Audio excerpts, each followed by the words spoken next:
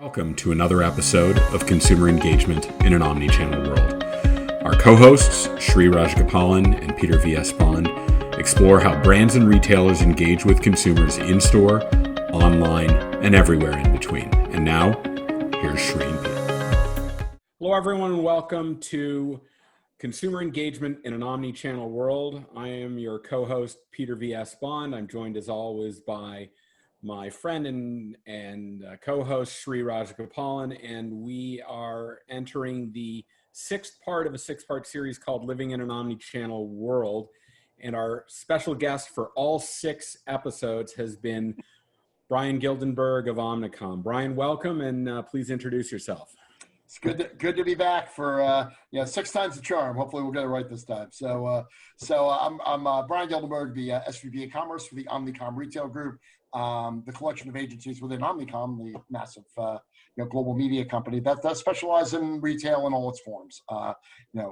Digital, physical, QSR, telecom. You pick it.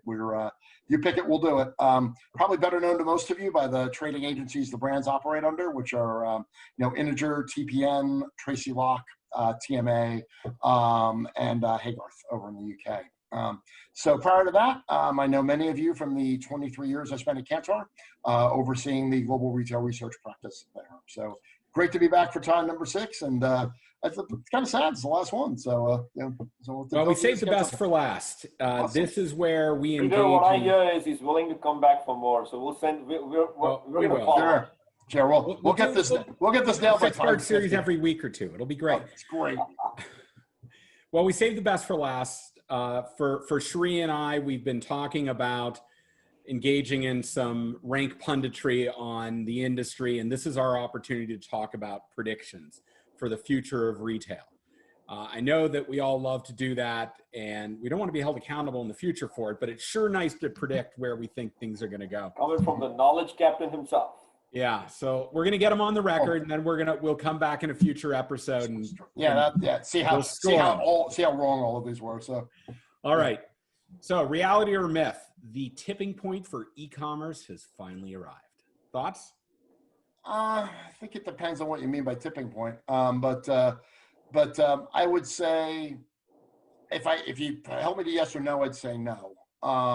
And I know that's counterintuitive and not the message of the day, since everybody's so jacked up about it. So I'll play devil's advocate to it for a minute. And not because e-commerce isn't important, but because I think that from a shopper point of view, though e-commerce expanded dramatically during the COVID era, as we've discussed in earlier podcasts, not all that's going to stick. So I do think you're getting to a point where you would have seen an acceleration in the growth of e-commerce, which has been a deeply linear phenomenon. So my objection to the phrase tipping point in terms of from a shopper or retailer point of view is that relatively gradual and consistent trends don't really have a tipping point. They just kind of move. So I think that from a shopper point of view, I think that's probably where you're going to be. I think the growth trend for the next 5 years will be more linear than exponential. So from that point of view, no, I don't think it's a tipping point. From a brand's point of view, maybe. And decisions that managers make are driven as much by narrative as by reality sometimes.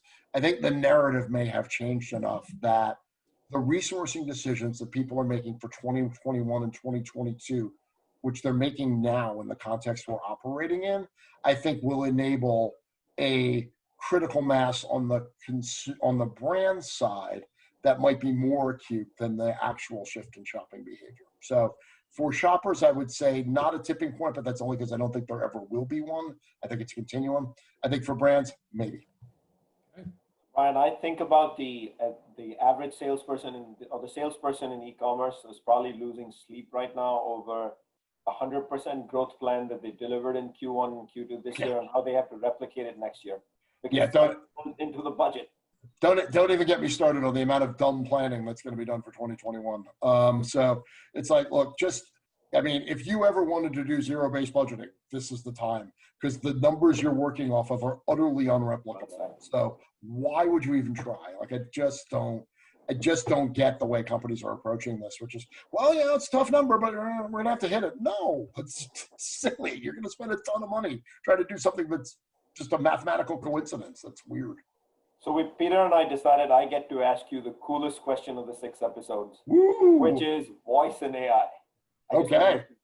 Voice and AI, Bryan, is it just a passing trend, or is it immortal to live here forever and everybody better hop on? I feel like that little girl GIF that appears on the internet. Why not both? I think because I would say, again, forced to choose, I would go with eternal rather than trend, just because, especially AI, which is, AI, the ability for computers to solve more problems without human intervention is a trend that's going to continue forever. So yes, AI will become a bigger part of that, and it's really all about the problem that you're trying to solve. I think with voice, is going to end up being one of those things that has some very specific applications that make sense. I don't think it's as transformational a commercial platform as other people do, but that's just my own personal kind of hesitancy. Modern retail, self-serve retail was invented in 1920, basically in the UK and the US, right? So if you're a Brit, you'll attribute it to Sainsbury's. If you're American, you'll attribute it to Piggly Wiggly or King Cullen, depending on where you're from. Since then, the history of shopping has been a 100-year pursuit of not using your voice when you shop. So the entire purpose of modern retail is to not have to talk to the shopkeeper. So, I've often described Alexa as the world's slowest Corona owner, right? I mean, why? I think voice has some very specific applications. I think specifically when over time it gets tied better to screen. I think so often people think about voice in terms of Alexa and skills, or in terms of the Google Home Assistant. I think there's two vastly more interesting and important applications of voice. Number one is the enormous quantity of search today that gets done through voice rather than typing, which has a very different syntax to it. And understanding that, I think, is really important. And second is, I do think that eventually, as devices move to being voice and screen enabled, the ability to respond to voice with something that isn't voice becomes very powerful. I'll just be happy when my Alexa stops activating every time a commercial about Alexa comes on the television. That really irritates me. Yeah, my favorite is when you have two of them in the same room, and one of which hears you say Alexa, and the other one of which hears your response. Like, I don't. Well, I've been in many business planning sessions on brand and retail sides, and all too often in the past, after all this tremendous work is done, at the last minute, someone says, hey, email the digital team and have them send over their 3 slides. So are we going to see e-commerce and digital be a serious and important component of business plans going forward? Yeah, and I think this is deeply related to the answer to question 1. And I think yes, and I think this is one of the reasons why I think this tipping point moment will occur. And these things don't happen because they're the right thing to do. They happen because the forces of change overcome the forces of inertia, right? So, and I think there are enough forces of change, and in particularly for US brands that are listening to this podcast today, Walmart's going to push everybody there. Amazon's not. And, and I think the more you need to get an omni-channel Walmart joint business plan, you're just going to change the way you do joint business planning for everybody, because the Walmart team's got enormous gravitational pull. So in that case, yes, I think you're looking at, 3 years from now, that'll be true at the JBP level. From a strat plan point of view, I don't think the average board of directors is going to be comfortable with a management team that doesn't have e-commerce as part of its strat plan. I don't think you're going to get to keep your job as a CEO if you can't do that. So. Yeah. It's a profound statement, Bryan. So the next one is a fact or fiction question, Bryan, and that is Amazon really the only or biggest beneficiary of the current pandemic from a retail standpoint? Well, only and biggest are two very different questions. They may be the biggest. They're certainly not the only. And I, you and I have talked about this a lot. The concentration of the American retail ecosystem is way overblown. And I don't know, most people that think America is a concentrated retail world have never been to any other one. So, if you're a brand, you're like, oh God, the customers have so much power here. Try Canada. Love lost 55% of the market for a consumables company there. That's a customer with power. You know, in most markets in the world, you have 3 or 4 retailers are 80 or 90% of the market. You don't have that here, and you won't. The America's too big and too polarized for one retailer to serve all of it. So no, Amazon won't be the only one. All right, another one. Brick and mortar stores, they're done with. We're moving to e-commerce, be it BOPUS or home delivery or ship to home. True or false? Not true, but not entirely false. And I think there's a severe economic problem with anything that's what I'll call mall-based. So, malls aren't really the primary focus of our type of conversation, and that's a different topic for a different day. But yeah, I think mall-based retail's got a host of problems that are going to be very difficult to overcome. So I'm not sure that malls make a comeback. But look, I think right now, even with McKinsey's most exaggerated and breathless statistic on e-commerce, you're still looking at over 70% of the American retail world that's being sold through stores, and that's with vast quantities of retail square footage closed. So I think America is going to be a predominantly store-based retail shopping world for as long as it matters. At some point, it'll stop mattering because the integration between the store and the online experience will be seamless, and you're just not going to be able to know or care whether a purchase is, quote, store-based or not. But until that moment, America will be more store-based than digital. Well, I'm going to jump to the drug channel. Often the drug channel has not gotten a great deal of pat on their backs for. No, we're 5.5 episodes into it. I don't think we've talked about it once. I feel the drug channel is one of those in the last 3-4 months during the current epidemic really picked up its step on digital retail, and also became the favorite kind of neighborhood store for most people, because most large stores were physically closed, or you had to drive to it and you had a shelter-in-place order and things of that nature. Does the drug channel make a comeback in a big way when all this is said and done? If I had to go yes or no, I would go no. And that's got nothing to do with anything you've just mentioned. It's just you have to remember that what you've just mentioned is a tiny part of a drugstore's business, particularly CVS, where retail is a tiny part of CVS's company. Non-pharmacy retail is a tiny part of their retail business. Online is a tiny part of their non-pharmacy retail business, and click and collect is a tiny part of their online business. So yes, Peter is very graphically showing and look, all kudos to them. They're doing nice work, and let me complete the play. Yeah, it's a really, really, I think the future of the drugstores is so much more dependent on what happens to the economics of pharmaceutical distribution than anything else, that I wouldn't say yes that this is going to change the drugstore's fortunes materially without massive evidence that something else was happening in the healthcare ecosystem that changed the way that drugstores are going to distribute prescriptions. I think over time, the economics of the prescription industry are going to fundamentally change drugstores in a way that I think they'll end up looking very different than they do now, but that's a different topic for a different podcast. Yeah, I think the drug channel could flip the model that CVS built with Target, where Target realized they were losing money with pharmacy, but they needed the traffic draw. And so they sold their in-store pharmacies to CVS.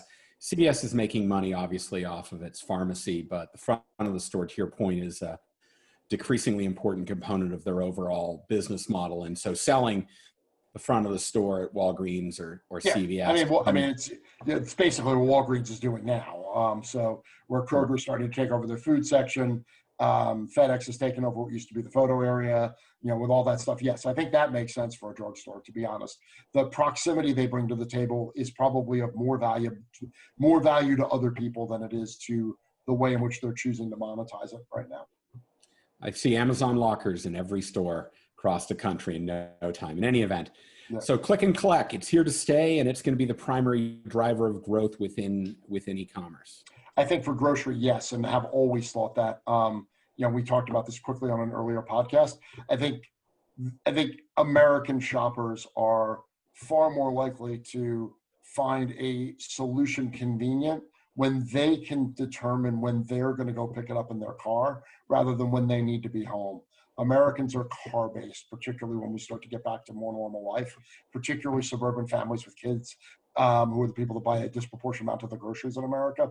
That the click and collect model here also economically just makes more sense for the retailers. You know, if you look at the geographic distribution of the United States, and then you look at the model that we always try to draw from an e-commerce point of view, it's the UK. The UK doesn't look anything like the US from a population distribution point of view. The UK actually looks a lot like a scrunched up sideways version of Canada. So the country that the US looks the most like is France, from a geographic distribution point of view. All of e-commerce grocery in France is click and collect for the same reason that it'll probably be click and collect here, which is just, it's too hard to build a model of last mile logistics that doesn't involve stores here. People just don't live close enough together. So if the stores are going to be involved, then it's just the economic trade-offs between somebody being able to use their car out on a variety of errands and bring it back versus somebody having to pay for the delivery piece is just, it's just too compelling the other way. So yeah, click and collect and grocery will be huge. I think for other categories that aren't grocery, that'll be a mix. Well, the final question of this entire series goes to Shri, and to quote the immortal words of the knight at the end of Indiana Jones and the Last Crusade, Shri, choose wisely. I'm honored I get the last word, so I am going to choose wisely, and it has to come with my last one-year theory of the wonderful NACDS down in Florida, Bryan, where you and I run into each other every single year for a while. Yeah. And the occasional dip in Arizona by Camelback Resort. Yeah. So, and the question, Bryan, is I've had the theory that with this shifting focus into digital retail, that there will come a point in time at NACDS where the retailer, as most of you know, NACDS, the primary purpose is to have the top to top and discuss an innovation pipeline. Right. So is there a world coming up in the next year where the customer, the retailer is asking a brand, if you want to bring an innovation pipeline to me and get it in store, I want to see a test and learn with data that you've already tried it in some limited scale and it's going to work? I'm going to change my answer that I had for this and probably say yes, and here's why.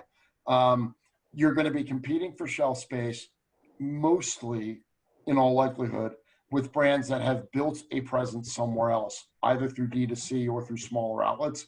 They're going to have a fact set that comes to that when they come to the table that allows them to say, here's what we're doing, here's how it will amplify, and here's how we take our audience, which we know, and then attach it to your audience segments and amplify it in a very natural, logical, and digital way. So I actually think, as I think through the answer to this, that I don't think data on innovation is going to be particularly critical. What you're going to need is an audience in order to use the retailer's broader ecosystem to amplify it. And you're not going to be able to have an audience without some sort of activity. If I'm a retailer and I have a choice between two brands, one of which has a proven audience with data behind it that I know I can bolt into my ecosystem. The other one has a hypothetical segmentation that isn't tied to any behavior, but is just mapped against some other brand. I'm going to pick the one that's real. So yeah, I think that this ability to test and learn, to be able to get to enough data about an audience, to be able to construct an audience well enough, to be able to bolt it into the ecosystem is the big piece. And, as segments become audiences, that's probably, of all the things we haven't talked about yet, probably the most profound change that's going to happen to the marketing ecosystem. A world of audiences is a more bottom-up world. The world of segments is a very top-down world. And I think that can rewire away a lot of the way that innovation takes place. If you thought about what's the audience that's going to, not congeal, it's the wrong word, coalesce around this brand proposition, and then how easily can I amplify that audience through data retargeting and lookalike modeling into a bigger audience, and how do I use the retailer's audience-based ecosystem to be able to do that? So, Bryan, what I really take away from that is, if you're walking in with an audience and explaining what the audience is, D2C is really non-negotiable anymore. but I don't mean a scale D2C for 50,000 points, competing with 50,000 points of distribution. It's really for this very experimentative test and learn approach. Yeah. Well, and it gets back to we're not talking about media anymore because that was the last podcast, but it gets back to the single greatest thing I've heard about media in my entire life, which is the old chairman of Group M, Erwin Gottlieb. We were in a meeting once, and Erwin had a way of saying stuff like this that was really profound, just offhand. He goes, "Hey, you know what? The whole history of making money in media is when somebody knows more than somebody else." And that observation is so powerful when you actually apply it to the world that we're in now. The purpose of D2C for most companies won't be to sell stuff. It'll be to be on the right side of what I'll call the Erwin Gottlieb equation. How do I know enough so that in retail media, somebody doesn't know more than I do? And right now, the people that know more than I do are Google and Facebook, who walled garden that knowledge off in a way that creates enormous economic advantage for them. And without knowing something, that's going to be difficult. That being said, D2C propositions that are only built to gather data fail. You need a real reason for that proposition to exist. Sorry, I know I probably went over time by answering that, but I think it's a really, really, really important. No, I thought it was a must address. Yeah. Well, Bryan, I think you proved to our audience that you know a lot more about this than Sri and I do. And we are so grateful. I don't know that proved any of that, but I talked more than you did. But I bow down to my mentor. We'll agree to disagree. But in any event, we're so grateful to have had you for this 6-part series. What a tremendous episode. What a tremendous series. Sri, any parting words on your end before I go into our closing? Bryan, thank you so much again. I mean, we talked a lot about the consumer, about retail. We talked about specific retailers, about opportunities, about where media, my favorite topic, is going to go. I can't thank you enough. And you're always welcome back in the show. I hope you will come back and we will be in a conversation with 3 of us so we can provide much more value to our audiences, though, whether they listen, whether they read, or whether they watch. Anytime, guys. Peter, as always, thank you. Yeah, we're going to give him tenured professorship in our audience. In any event, super. I'll remind all of our followers that if you want to see our content on LinkedIn or YouTube, you can follow hashtag SriandPVSB. That's SRIANDPVSB. If you want to see a playlist of all our YouTube videos, you can certainly go to tinyurl.com/SriandPVSB, spelled the same way as the hashtag, without the hashtag. And if you want to see our podcast on any one of 13 platforms and growing, you can go to tinyurl.com/CPG podcast. They're all on the screen below. Again, Bryan, thank you for joining us. Sri, thank you. And we look forward to our next episode of consumer engagement in an omnichannel world. Until then, Sri and I saying goodbye. Bye, Sri. Bye, guys. Bye.